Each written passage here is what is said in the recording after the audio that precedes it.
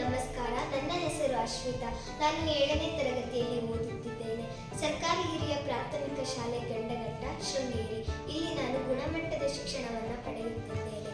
ನಮ್ಮ ಶಾಲೆಯಲ್ಲಿ ಜ್ಞಾನವರ್ಧಿನಿ ಎಂಬ ಗ್ರಂಥಾಲಯವಿದ್ದು, ಪ್ರತಿ ಶನಿವಾರ ನಾವು ಪುಸ್ತಕವನ್ನು ಬದಲಾಯಿಸಿಕೊಂಡು ಮನೆಗೆ ತಗೊಂಡು ಹೋಗುತ್ತೇವೆ. ಅಲ್ಲದೆ ಪ್ರತಿ ಸೋಮವಾರ ನಾವು ತಗೊಂಡು ಹೋಗಿರುವಂತಹ ಪುಸ್ತಕವನ್ನು ಸೋಮವಾರ ಪ್ರಾರ್ಥನಾವಧಿಯಲ್ಲಿ ಪ್ರಸ್ತುತಪಡಿಸಲಿದ್ದೇವೆ. ಇಂದು ನಾನು ತಗೊಂಡಿರುವ ಪುಸ್ತಕದ ಹೆಸರು ಅಮ್ಮ ಹೇಳಿದ 8 ಸುಳ್ಳುಗಳು. ಈ ಪುಸ್ತಕವು ನನ್ನ ಬದುಕಿಗೆ ತುಂಬ ಪ್ರೇರಣೆ ಕೊಟ್ಟಂತಹ ಪುಸ್ತಕವಾಗಿದೆ. ಈ ಪುಸ್ತಕವನ್ನು AR ಮಣಿಕಾಂತ್ ಇವರು ಬರೆದಂತಹ ಪುಸ್ತಕವಾಗಿದೆ. ಈ ಕೃತಿಗೆ ಕರ್ನಾಟಕ ಸಾಹಿತ್ಯ ಅಕಾಡೆಮಿ ಪ್ರಶಸ್ತಿಯು ಲಭಿಸಿದೆ. 2006ನೇ ಸಾಲಿನ ಶ್ರೇಷ್ಠ ಪುಸ್ತಕ ಎಂಬ ಬಿರುದನ್ನು ಈ ಪುಸ್ತಕವು ಹೊಂದಿದೆ. ಸುಮಾರು 35 ಕಥೆಗಳನ್ನು ಹೊಂದಿದ ಪುಸ್ತಕವಾಗಿದೆ. AR ಮಣಿಕಾಂತ್ ಇವರು ರಚಿಸಿದ 35 ಕಥೆಗಳು ವಿಭಿನ್ನವಾಗಿದ್ದಾವೆ. ಪ್ರತಿಯೊಂದು ಕಥೆಯು ಒಂದಕ್ಕಿಂತ ಒಂದು ಚೆನ್ನಾಗಿದ್ದಾವೆ, ಅದ್ಭುತವಾಗಿದ್ದಾವೆ. ಒಂದು ಕತೆ ಸಂಬಂಧಗಳನ್ನು ತೋರಿಸಿದರೆ ಇನ್ನೊಂದು ಕತೆ ತಂದೆ ತಾಯಿಯ ಬಗ್ಗೆ ಹೇಳುತ್ತದೆ. ಈ ಕಥೆಯಲ್ಲಿ ನಾನು 4 ಕಥೆಗಳನ್ನು ಓದಿದ್ದೇನೆ. ಮೊದಲನೇದು ಅಮ್ಮ ಹಾಗೂ ತಂದೆಗೆ ಮಗಳ ಪತ್ರ, ಹಾಗೆ ಕಂದನ ಪತ್ರ, ಹೊಸ ಬೆಳಕು.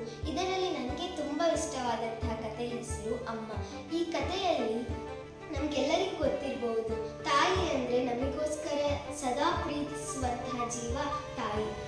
ನಮಗೆ ಈ ಗಡಿಬಿಡಿ ಬದುಕಲ್ಲಿ ತಾಯಿ ಅಂದರೆ ಅಸಡ್ಡೆ. ವಿನಾಕಾರಣ ನಮ್ಮ ತಾಯಿ ಮೇಲೆ ಸಿಟ್ಟು ಮಾಡ್ಕೊಳ್ಳೋದು, ತಾಯಿ ಏನಾದರೂ ಬೈದ ತಕ್ಷಣ ನಮಗೆ ಸಿಟ್ಟು ಬರೋದು, ಈ ರೀತಿ ಮಾಡ್ತಾನೆ ಇರ್ತೀವಿ. ಅಂಥವರಿಗೆ AR ಮಣಿಕಾಂತ್ ಇವರು ಬರೆದಂತಹ ತಾಯಿ ಎಂಬ ಕಥೆಯು ತುಂಬ ಅದ್ಭುತವಾದ ಕಥೆಯಾಗಿದೆ. ಈ ಕಥೆಯನ್ನು ನಾನು ಓದಿದ್ದೀನಿ. ಇದರಲ್ಲಿ ಒಬ್ಬ ಮಗ ಹಾಗೂ ಒಬ್ಬಳು ತಾಯಿ ಇರ್ತಾಳೆ ಒಂದು ಮನೆಯಲ್ಲಿ. ಆ ಮಗನ ಹೆಸರು ರಾಜು ಅಂತ, ಹಾಗೆ ಆ ತಾಯಿಯ ಹೆಸರು ಒಂಟಿ ಕಣ್ಣಿನವಳು, ಅಂದರೆ ಒಂದೇ ಕಣ್ಣು ಇರುವಂಥವಳು. ಅವರಿಬ್ಬರು ಮನೆಯಲ್ಲಿ ವಾಸಿಸುತ್ತಿರ್ತಾರೆ. ರಾಜುವಿನ ತಂದೆ ನಿಧನರಾಗಿರ್ತಾರೆ. ಹಾಗೆ ತಾಯಿ ಕೂಲಿ ಕೆಲಸ ಮಾಡಿಕೊಂಡು ತನ್ನ ಸಂಸಾರವನ್ನು ಸಾಗಿಸ್ತಿರ್ತಾಳೆ. ಕಷ್ಟಪಟ್ಟು ದುಡ್ಡು ತನ್ನ ಮಗವನ್ನು ಶಾಲೆಗೆ ಸೇರಿಸಿರ್ತಾಳೆ. ಆದರೆ ತನ್ನ ಮಗನಿಗೆ ತಾಯಿ ಮೇಲೆ ವಿನಾಕಾರಣ ಸಿಟ್ಟಿರುತ್ತೆ, ಯಾಕಂದರೆ ಒಂಟಿ ಕಣ್ಣಿನವಳು ಅಂತ. ಹೀಗೆ ತಾನು ನವೋದಯ ಎಂಬ ಪರೀಕ್ಷೆಯನ್ನು ಬರೆದು ಪಾಸಾಗಿ ಹೋಗಿರ್ತಾನೆ. ಹಾಗೆ ತನ್ನ ಜೀವನವನ್ನು ಪ್ರಾರಂಭಿಸ್ತಾನೆ. ತನ್ನ ತಾಯಿಗೆ ಹೇಳಿರ್ತಾನೆ, ನಿಮ್ಮ ಜೊತೆ ನಂಗೆ ಬದುಕಕ್ಕೆ ಇಷ್ಟ ಇಲ್ಲ, ನಾನು ಬೇರೆ ಥರನೇ ಇರ್ತೀನಿ ಅಂತ ಹೇಳಿರ್ತಾನೆ. ಹೀಗೆ ಅವನು ತನ್ನ ಜೀವನವನ್ನು ಸಾಗಿಸ್ತಾನೆ. ಹಾಗೆ ಒಳ್ಳೆ ಅಧಿಕಾರಿಯಾಗಿ ತಾನು ಮದುವೆ ಆಗಿ ಹಾಗೆ ಮಕ್ಕಳನ್ನ ಮಾಡಿರ್ತಾನೆ. ಹೀಗೆ ಅವನು ತನ್ನ ಸಂಸಾರವನ್ನು ಸಾಕ್ತಿರುವಾಗ ದೆಹಲಿಯಲ್ಲಿ ಹೋಗಿ ಒಳ್ಳೆ ಕೆಲಸವನ್ನು ನೋಡಿರ್ತಾನೆ. ದೆಹಲಿಯಲ್ಲಿ ಒಂದಿನ ಕೂತಿರುವಾಗ ತನ್ನ ಮನೆಯ ಬಾಗಿಲ ಹತ್ರ ಒಂದು ನೆರಳು ಬರುತ್ತೆ. ತನಗೆ ಹೆದರಿಕೆ ಆಗುತ್ತೆ. ಇಂಥ ವಿಕಾರವಾದ ನೆರಳು ನನ್ನ ತಾಯಿದೇ ಆಗಿರುತ್ತೇನೋ ಅಂತ ಭಾವಿಸ್ತಾನೆ. ಹೋಗಿ ಆ ನೆರಳು ಹತ್ರ ನಿಂತು ನೋಡ್ತಾನೆ. ಹಾಗೆ ಬಾಗಿಲು ತೆಗೆದು ನೋಡ್ತಾನೆ. ಅವನ ಅನುಭವ ಸರಿಯಾಗಿತ್ತು. ತನ್ನ ತಾಯಿ ಒಂಟಿ ಕಣ್ಣಿನವಳೆ ಬಂದು ನಿಂತಿರ್ತಾಳೆ. ಅವನು ತಾಯಿಗೆ ಮುಖಕ್ಕೆ ಒಗಿತಾನೆ, ನೀನು ಇಲ್ಲಿಗೆ ಬರಬೇಡ, ನಿನ್ನನ್ನು ನೋಡಿದ್ರೆ ನನ್ನ ಮಕ್ಕಳು ಹೆದರ್ತಾವೆ, ನಿನ್ನ ಒಂಟಿ ಕಣ್ಣು ಮತ್ತು ನಿನ್ನ ಕುರೂಪವಾದ ಮುಖವನ್ನು ನೋಡಿದ್ರೆ ನನಗೆ ಭಯ ಆಗುತ್ತೆ ಅಂತ. ಆವಾಗ ತಾಯಿ ಹೇಳ್ತಾಳಂತೆ, ನನ್ನ ತಪ್ಪಾಯ್ತು ದೇವ್ರೆ, ನಾನು ಗೊತ್ತಿಲ್ಲದೆ ಬೇರೆಯವರ ಅಡ್ರೆಸ್ಸಿಗೆ ಬಂದುಬಿಟ್ಟಿದ್ದೀನಿ ಅಂತ ತನ್ನ ಒಂಟಿ ಕಣ್ಣಿನಲ್ಲಿ ಒಂದು ಕಂಬನಿ ನೀರನ್ನ ಹಾಕಿ ಹಾಗೆ ತನ್ನ ಪ್ರಯಾಣವನ್ನು ಸಾಗಿಸ್ತಾಳೆ.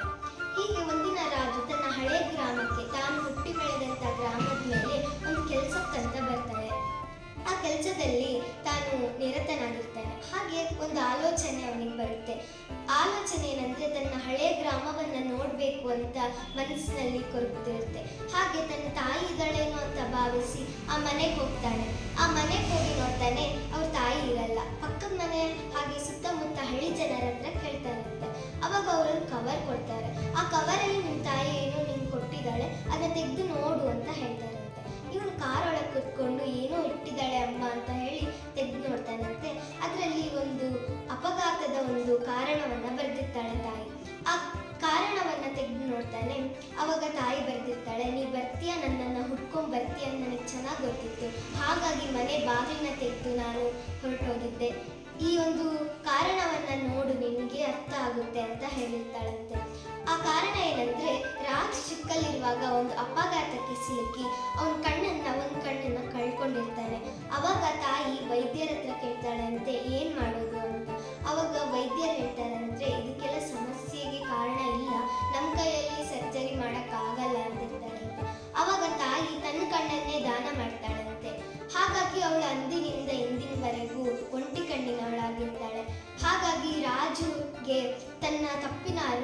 ಆಗುತ್ತಂತೆ. ತಾಯಿ ಹೇಳಿರ್ತಾಳೆ, ಒಂದ್ಸರಿ ಅದು ನನ್ನನ್ನು ಅಮ್ಮ ಅಂತ ಕರಿ ಅಂತ ಹೇಳ್ತಾಳಂತೆ.